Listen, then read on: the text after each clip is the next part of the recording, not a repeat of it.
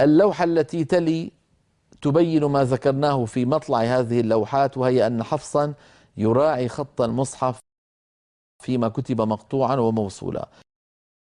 وإليكم هذه الأمثلة.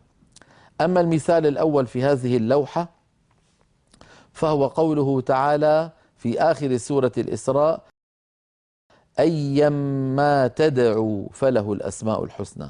أيا ما تدعو، فكتبت أيا لوحدها وما لوحدها وتدعو لوحدها، فلنا أن نقف على أيا فنقول أيا، ولنا أن نقف على ما فنقول أيما. هذا ما حققه الإمام ابن الجزري في النشر. هذا ما حققه الإمام ابن الجزري في النشر، أن لكل القراء العشرة أن نقف على أيا أو نقف على ما، وأعود فأقول اضطرارا أو اختبارا. المثال الثاني الذي بين أيدينا في سورة الصافات، وأرجو أن تنتبهوا إليه، قوله تعالى: سلام على الياسين. سلام على الياسين. كلمة الياسين أيها الإخوة في رواية حفص عن عاصم كلمة واحدة وزنها إفعاليل. إفعاليل. سلام على الياسين إفعاليل. فلا يغرنكم أنها كتبت مقطوعة، إل لوحدها وياسين لوحدها. لا يوقف على إل أبدا في رواية حفص عن عاصم، لأنها كلمة واحدة الياسين، فلا يوقف على إل أبدا. كذلك المثال الثالث في هذه اللوحة وهو في مطلع سورة صاد عند قوله تعالى: فنادوا ولا تحين مناص. ولا تحين مناص كتبت كما ترون أيها الإخوة، لات ولات مكتوبة لوحدها، وحين كتبت لوحدها. فاتباعا للرسم كان حفص رحمه الله إذا وقف يقف على الكلمة الأولى اضطرارا أو اختبارا هكذا: فنادوا ولات. ولات بتاء. نعم. ولا يعني يمنع كونها مفصولة أن يقف على ولات، لكن لاحظوا بأن هذا اضطراري أو اختباري. ننتقل إلى المثال الذي بعده أيضا مما رسم مقطوعا، قوله تعالى في سورة النساء: فما لهؤلاء القوم لا يكادون يفقهون حديثا. وأيضا في السطر الثاني قوله تعالى: ما لهذا. جاءت ما لهذا في سورة الكهف: ما لهذا الكتاب لا يغادر صغيرة ولا كبيرة إلا أحصاها. وجاءت في سورة الفرقان: ما لهذا الرسول يأكل الطعام ويمشي في الأسواق. أيضا المثال الثالث في سورة المعارج: فما للذين كفروا قبلك مهطعين. كل هذه الأمثلة التي ترونها أيها الإخوة كتبت كما في المصحف الشريف كما ترون، اللام مقطوعة مما بعدها لحكمة الله أعلم بها، لأن العرب تقول ما لفلان، ما لزيد، يعني بمعنى ما له إيش موضوعه، يعني إيش قصته. فلكنها كتبت في المصحف الشريف بين يدي رسول الله هكذا في كل المواضع الثلاث الأربعة التي أمامكم، 4 مواضع: النساء والكهف والفرقان والمعارج. فلذلك يوقف عليها اضطرارا أو اختبارا إما على ما وإما على اللام هكذا.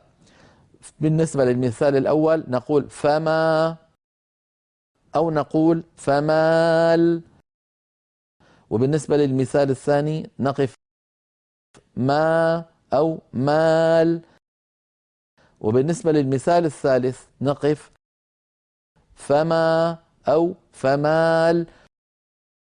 أعود فأقول وأكرر دائما: لا يتعمد هذا، لا يتعمد، وإنما هو للاضطرار أو الاختبار.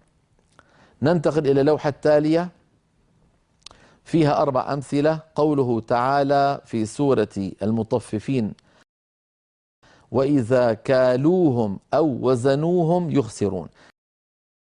كالوهم كما نرى في السطر الأول، وزنوهم في السطر الثاني، كلمة واحدة. لا يظنن ظان أن كالوا فعل ماضي والواو للجماعة وهم ضمير منفصل. ليس منفصل، هو ضمير متصل. كالوهم بوزن فعلوهم، فعلوهم. كذلك الأمر بالنسبة لوزنوهم، فعلوهم، فهي كلمة واحدة لا تفصل كلمة، لا يفصل الضمير هم عما قبله. كالوهم، وزنوهم. المثال السطر الثالث في هذه اللوحة قوله تعالى في سورة طه: يا ابن أم لا تأخذ بلحيتي ولا برأسي. يا ابن أم لا. هذه يا ابن أم أيها الإخوة عبارة عن 3 كلمات كتبت موصولة مع بعضها. يا التي للنداء، وابن الكلمة المعروفة التي هي بمعنى الولد، وأم بمعنى يا من أنت ابن أمي، يا ابن أم. 3 كلمات كتبت موصولة، فاتباعا للرسم كان حفص يقف على آخرها يا ابن أم، ولا يوقف لا على يا ولا على ابن. بخلاف السطر الرابع، انظروا إلى السطر الرابع، جاءت في سورة الأعراف: قال ابن أم، قال ابن أم. لاحظوا بأن ابن كتبت مفصولة عما بعدها، فلنا أن نقف على ابن اتباعا للرسم. قال ابن، لكن هذا الوقف كما أسلفت وكررت اضطراري أو اختباري. ننتقل إلى اللوحة التي تليها. قوله تعالى: يوم هم بارزون. في سورة غافر هذا الضمير هم ضمير منفصل، فلنا أن نقف على كلمة يوم. يوم هم بارزون، هم مبتدأ وبارزون خبر. كذلك المثال الثاني: يوم هم على النار يفتنون. هم أيضا ضمير منفصل، فلنا أن نقف على يوم فنقول يوم، بخلاف ما تقدم في اللوحة السابقة. نعم، وانظروا في السطر الثالث في هذه اللوحة، وجاءت موصولة في 5 مواضع.